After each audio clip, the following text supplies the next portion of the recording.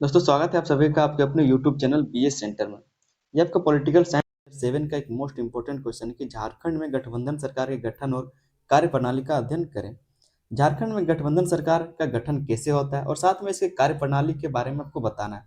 गठबंधन कैसे होता है ये तो हम आपको बता देंगे। यहाँ पर आप देख सकते हैं लिखा हुआ है कि गठबंधन सरकार का गठन क्यों और कैसे, गठबंधन सरकार कैसे बनता है, क्यों बनता है, इसके बारे में आपको यहाँ पर बता देंगे। साथ में इसके कार्यप्रणाली क्या होते हैं वो यहाँ पर लिखा हुआ है, तो आराम से सारे क्वेश्चन के आंसर को आप आसान भाषा में समझ पाएंगे। ठीक है, बस वीडियो को आपको अंत तक देखना है ताकि आप अच्छे से इस क्वेश्चन के आंसर को समझ पाएं और एग्जाम में अगर क्वेश्चन को घुमा के भी दे तब भी आप इसको अच्छे से लिख पाएं।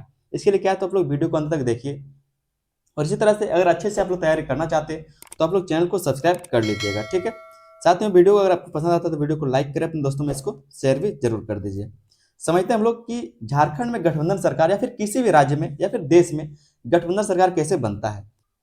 उनको जो सीट प्राप्त, किसी भी दल को जो सीट प्राप्त हुआ है वो पूर्ण बहुमत से नहीं हुआ है। ठीक है, जिसके कारण गठबंधन सरकार बनता है। तो समझते हैं हम लोग गठबंधन सरकार का गठन क्यों और कैसे होता है। जैसे टोटल सीट मान लीजिए कोई भी राज्य में, कोई भी क्षेत्र में टोटल सीट जो है वो 40 है और वहीं पर जो टोटल पार्टी है वो 6 है। सीट 40 है और जो पार्टी है वो है 6 और जो प्राप्त सीट है सभी पार्टियों को, पार्टी ए को मिलता है 15 सीट। ठीक है, पार्टी ए को 15 सीट मिलता है, वहीं पर जो पार्टी बी है उसको मिलता है 10 सीट, सी को मिलता है 10 सीट, डी को मिलता है 2 सीट, ई को मिलता है 1 सीट और एफ को मिलता है 2 सीट। इस तरह से सभी पार्टियों को कुछ ना कुछ सीट हाथ में आ जाता है, कुछ ना कुछ सीट सारे लोग जीत जाते हैं। टोटल सीट कितना हुआ 40 और पार्टी कितनी है 6, तो 6 पार्टियों को कुछ ना कुछ सीट मिलता है। अगर ये चाहे तो अकेले सरकार बना सकता है क्योंकि इसके पास 15 सीट है और किसी के पास 15 इससे ज्यादा सीट नहीं है। ठीक है, सबके पास इसके कम कम है, तो ये चाहे तो अकेले सरकार बना सकता है। लेकिन अगर ये दोनों बी और सी मिल जाए तो इससे ज्यादा सीट कर सकता है और इस तरह से गठबंधन सरकार का गठन होता है। ठीक है, इस प्रकार से गठबंधन सरकार का गठन होता है।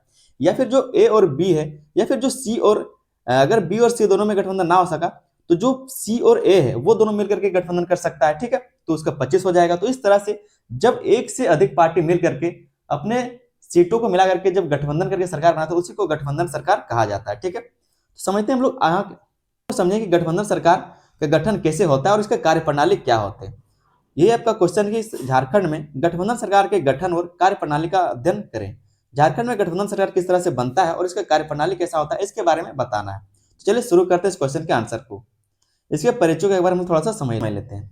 कहा जा रहा है कि झारखंड एक बहुलवादी और आदिवासी बहुल राज्य है।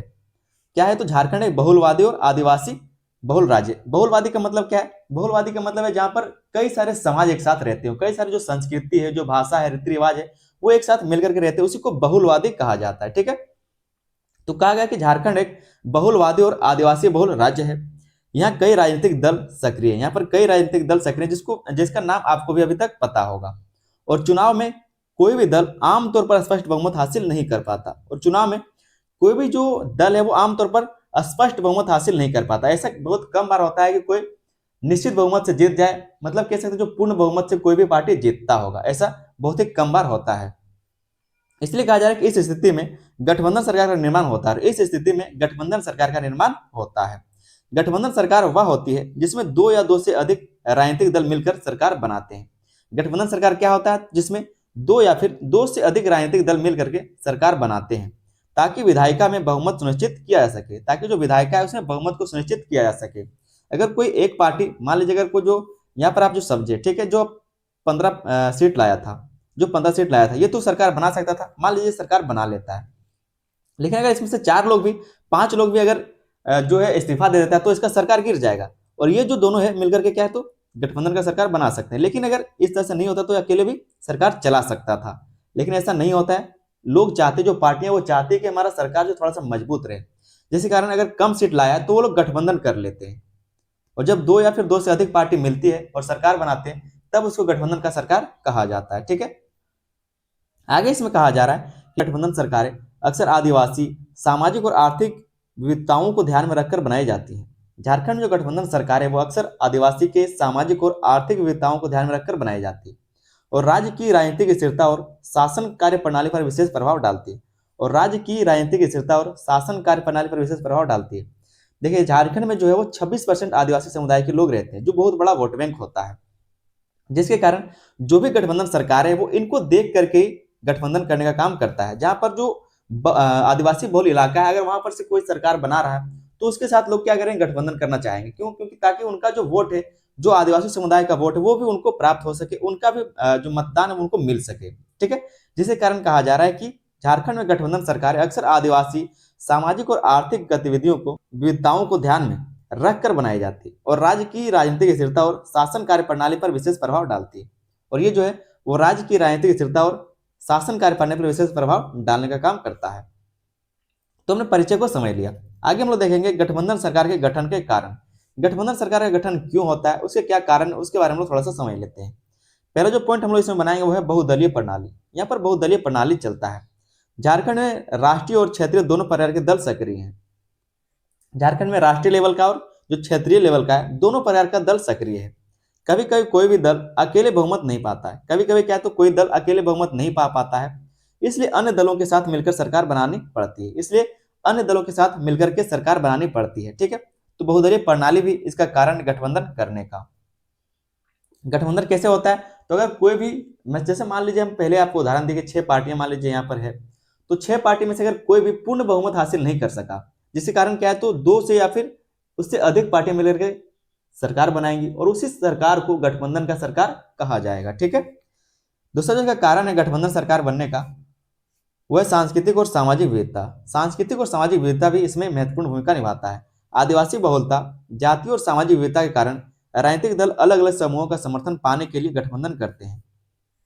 जो आदिवासी बहुलता है झारखंड में, क्योंकि आदिवासी बहुलता है, जाति और सामाजिक विविधता के कारण राजनीतिक दल अलग अलग समूहों का समर्थन पाने के लिए गठबंधन करते हैं। जो अभी हम आपको थोड़ा देर पहले बता रहे थे कि जो भी लोग हैं वो अलग अलग समुदायों से अपना समर्थन पाने के लिए क्या करते हैं तो गठबंधन कर लेते हैं। जैसे यहाँ का लोग, जैसे मान लीजिए यहाँ पर 4 क्षेत्र में उनका वोट हुआ। ठीक है, 4 क्षेत्रों में यहाँ पर वोट हुआ, तो 2 क्षेत्रों में क्या है तो उनको वोट सही मिला, लेकिन यहाँ से वोट नहीं मिल पा रहा, तो जो यहाँ का पार्टी है उसके साथ ये क्या करेगा, गठबंधन कर लेगा। ठीक है, गठबंधन कर लेगा, तो इससे क्या होगा, तो इनका जो पार्टी का लोग है उसको भी यहाँ पर से वोट मिल जाएगा। ठीक है, उनको भी वोट मिल जाएगा, तो इससे क्या होगा, अलग अलग समुदाय के लोगों से अभी उनको समर्थन मिल जाएगा। इसके कारण भी लोग गठबंधन कर लेते हैं।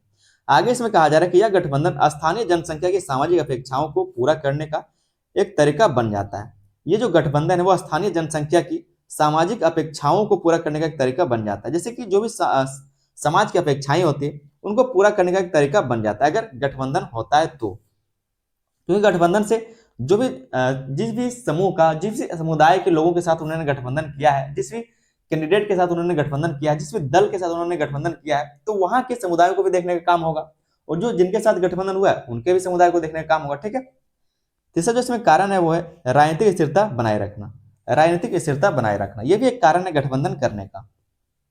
अलग अलग दलों के मिलकर सरकार बनाने से राजनीतिक स्थिरता आती है। अलग अलग दलों से अगर मिला करके सरकार बनाया जाए तो राजनीतिक स्थिरता आती है। यदि कोई दल अकेला सत्ता में आता है और बहुमत नहीं होता तो सरकार गिरने की संभावना रहती है। यही बात हम आपको शुरू में ही बताए कि अगर जो 15 सीट लाने वाला व्यक्ति है, जो दल है, अगर वो सरकार बनाता है, अगर धड़ाधड़ क्या, अगर सारे लोग इसमें इस्तीफा दे दे या फिर दूसरे पार्टी में चले जाए, ऑफर के लालच में, लालची होते हैं लोग, तो क्या होगा, इसका सरकार जो वो गिर जाएगा।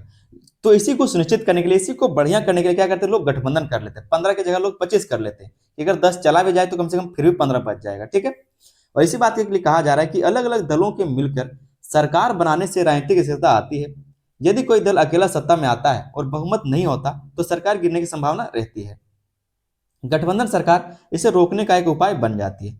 गठबंधन सरकार इसे रोकने का एक उपाय बन जाता है। हालांकि ये जो है ये इसका कमजोरी भी कहलाएगा। ये जो गठबंधन का चीज है वो इसके कार्यप्रणाली में भी बाधा डालने का काम करता है। चौथा जो कारण है गठबंधन का वो है चुनावी रणनीति। चुनावी रणनीति जिस तरह से हम आपको बता रहे हैं, बस मेरे पूरे बात को आप सुनिए और उस तरह से आपको एग्जाम में लिखना है। चुनावी रणनीति किस तरह से गठबंधन की सरकार को लाता है। कहा जा रहा है गठबंधन राजनीतिक दलों के लिए चुनाव में अपने वोट शेयर को बढ़ाने और विरोधियों को हराने की रणनीति भी है। गठबंधन जो राजनीतिक दल है चुनाव में अपने वोट को शेयर करने का, मतलब जो शेयर है उसको बढ़ाने का, और जो विरोधी है उनको हराने का भी रणनीति है। विशेषकर आदिवासी बहुल क्षेत्रों में गठबंधन से दोनों पक्षों को लाभ मिलता है। जो आदिवासी बहुल क्षेत्र है वहां पर गठबंधन करने से दोनों ही पक्षों को लाभ मिलता है। जैसे मान लीजिए किसी क्षेत्र में आदिवासी बहुलता है और वहां पर आदिवासी कैंडिडेट खड़ा हुआ है, तो आदिवासी कैंडिडेट को लोग वोट करते हैं जिसके कारण वो जीत जाता है। लेकिन जो वहीं पर दूसरे कैंडिडेट को खड़ा किया हुआ वो हार गया, तो जिसके कारण जो अलग क्षेत्र में वो पार्टी था उसने उस आदिवासी बहुल क्षेत्र वाले कैंडिडेट के साथ क्या कर लिया, तो गठबंधन कर लिया, जिसके कारण दोनों का क्या है तो वोट भी हो जाता है, शेयर हो जाता है, और साथ में जो विपक्षी होता है उसको हराने में भी ये काम आ जाता है। ठीक है, तो जो आदिवासी बहुल क्षेत्र वहां पर गठबंधन इस तरह से दोनों पक्षों को क्या है तो लाभ मिलता है। आगे हम लोग गठबंधन सरकार की कार्य प्रणाली को समझते हैं। जो गठबंधन सरकार की कार्य प्रणाली है वो किस प्रकार से होती है। पहला है मंत्रिमंडल और विभागों का बंटवारा। मंत्रिमंडल और विभागों का बंटवारा किया जाता है। गठबंधन में शामिल सभी दलों के नेताओं को मंत्रालय और विभागों का बंटवारा किया जाता है। क्योंकि गठबंधन का सरकार है तो दोनों ही पार्टियों को या फिर जितने भी पार्टी हैं गठबंधन में सभी पार्टियों के कुछ ना कुछ कैंडिडेट को यहाँ पर मंत्री पद देना पड़ेगा। इसलिए कहा जा रहा है कि गठबंधन में शामिल सभी दलों के नेताओं को मंत्रालय और विभागों का बंटवारा किया जाता है। इसे सभी दलों को सत्ता और निर्णय प्रक्रिया में हिस्सेदारी मिलती है। इसे क्या तो सभी दलों को इस सत्ता को और निर्णय प्रक्रिया में हिस्सेदारी मिलती है, सत्ता में भी और निर्णय प्रक्रिया में हिस्सा मिलता है। कार्य प्रणाली के लिए जो इसका दूसरा तरीका है वह निर्णय लेने की प्रक्रिया। निर्णय लेने की प्रक्रिया इसमें कैसी होती है। निर्णय लेने के लिए आमतौर पर सहमति और संवाद की प्रक्रिया अपनाई जाती है। निर्णय लेने के लिए क्या है तो क्योंकि इसमें एक से ज्यादा पार्टी हो गया तो दूसरे पार्टी से भी पूछना पड़ेगा। अगर 3 पार्टी तो तीनों पार्टी का सहमति होना जरूरी है। इसलिए कहा जा रहा है कि निर्णय लेने के लिए आमतौर पर सहमति और संवाद की प्रक्रिया अपनाई जाती है। विवादास्पद मामलों में दलों के बीच बैठकों और परामर्श के बाद निर्णय लिया जाता है। और जो विवादास्पद निर्णय है, जो विवादास्पद मामला है उसमें दलों के बीच बैठक होता है और परामर्श के बाद निर्णय लिया जाता है। क्योंकि उसमें एक दल तो है नहीं कि अपने से निर्णय ले लिया जाए, उसमें 2 दल है या फिर 2 से अधिक दल हो सकता है। तो निर्णय लेने की प्रक्रिया में थोड़ी सी जटिलता आती है। तीसरा जो इसमें कार्य प्रणाली है वो है नीति और कार्यक्रम का निर्माण। नीति और कार्यक्रम का निर्माण कैसे किया जाता है। गठबंधन सरकार में नीति निर्माण सभी दलों की सहमति से होता है। जो गठबंधन सरकार है उसमें नीति का निर्माण सभी दलों की सहमति से होगा। क्यों? क्योंकि उसमें एक से अधिक दल है। हम आपको बार बार बता रहे हैं गठबंधन सरकार जो है सिर्फ फायदा की चीज नहीं बल्कि उसका बहुत ज्यादा नुकसान भी है। तो नीति और कार्यक्रम का निर्माण भी सभी के सहमति से ही हो पाएगा।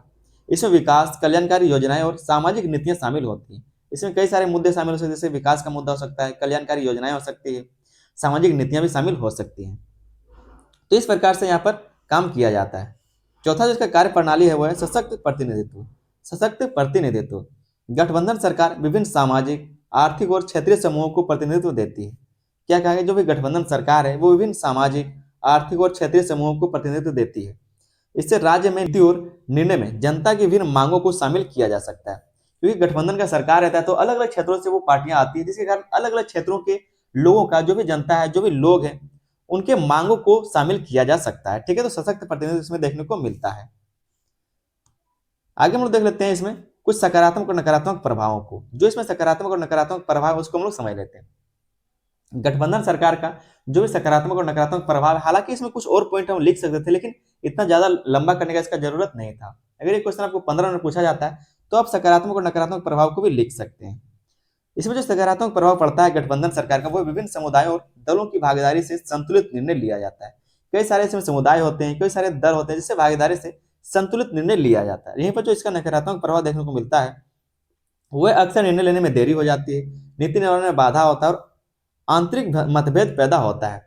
जो इसका नकारात्मक प्रभाव देखने को मिलता है, जो भी नकारात्मक इसमें कह सकते हैं कि प्रभाव होता है गठबंधन सरकार में, उसमें क्या होता है तो निर्णय लेने में देरी हो जाता है। क्योंकि सभी से सहमति लेना जरूरी है, जितने भी दल हैं गठबंधन में सभी से सहमति लेना जरूरी है।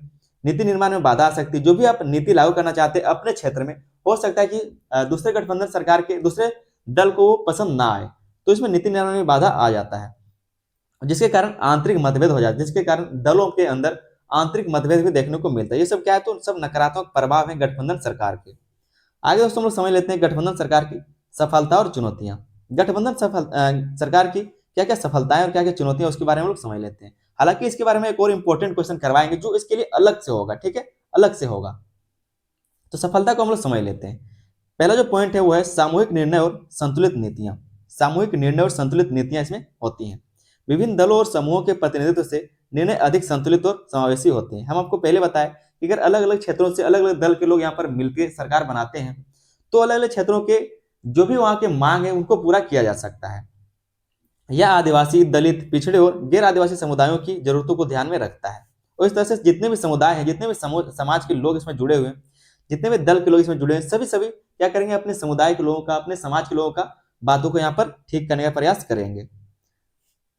दूसरा जो पॉइंट इसमें लिखा है वो है राजनीतिक स्थिरता। इससे राजनीतिक स्थिरता आती है। गठबंधन सरकार बहुमत सुनिश्चित करती है। गठबंधन सरकार क्या है तो बहुमत सुनिश्चित करती है, मतलब जितना वोट उनको चाहिए था वो उनको सुनिश्चित करता है गठबंधन कर करके। ठीक है, विधायिका में अस्थिरता को कम करती है, जो विधायिका है उसमें अस्थिरता को कम करता है।